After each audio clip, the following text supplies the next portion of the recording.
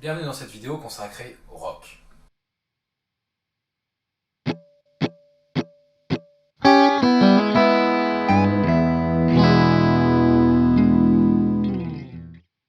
Alors, loin de moi l'idée de résumer le rock en quelques minutes, mais on va voir quelques techniques plutôt simples pour arriver à sonner tout de suite rock and roll.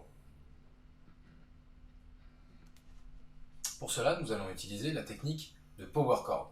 Qu'est-ce qu'un power chord? Comment le construit-on? Et quels sont ça? Un power chord, c'est un accord qui est toujours constitué de la même façon. Par exemple, si on utilise un power chord sur la case numéro 5 de la grosse corde, avec le premier doigt, je joue cette note-là, avec le troisième doigt, ou le petit doigt si l'écart est un petit peu grand pour vous, je vais jouer la case 7 de la corde juste en dessous. 5, 7. Il y a toujours cet écart de 2 et une corde d'écart pour un power chord. Je gratte les deux cordes en même temps. Si je décide de me mettre sur 3, ça sera 3, 5. Si je me mets sur 1, ça sera 1, 3. Et si je me mets sur 0, ça sera 0, 2. Et c'est sur ça qu'on va se concentrer, jouer des 0, 2 partout. On va pouvoir les jouer sur la grosse corde, 0, 2 juste en dessous,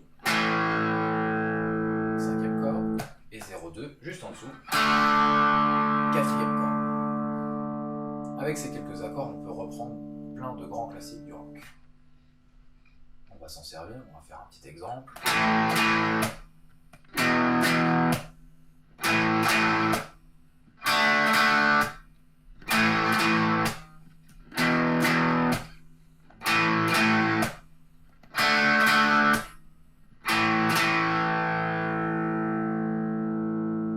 Un exemple comme un autre. Ce que j'ai fait, j'ai gratté 2 fois chaque accord, hop, et j'ai fait un petit tap rythmique à la fin comme on sait faire. Tac.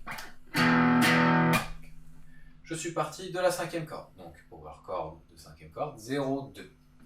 Ensuite je remonte sur la grosse corde, 0, 2. Je redescends sur la 5e corde, 0, 2 à nouveau. Et je redescends d'un cran encore sur la 4e corde pour faire 0, 2. Par contre, il faut bien faire attention à gratter les bons groupes de cordes. Si on dépasse un petit peu trop de notre power chord, ça va vite sonner bizarrement. Un exemple. On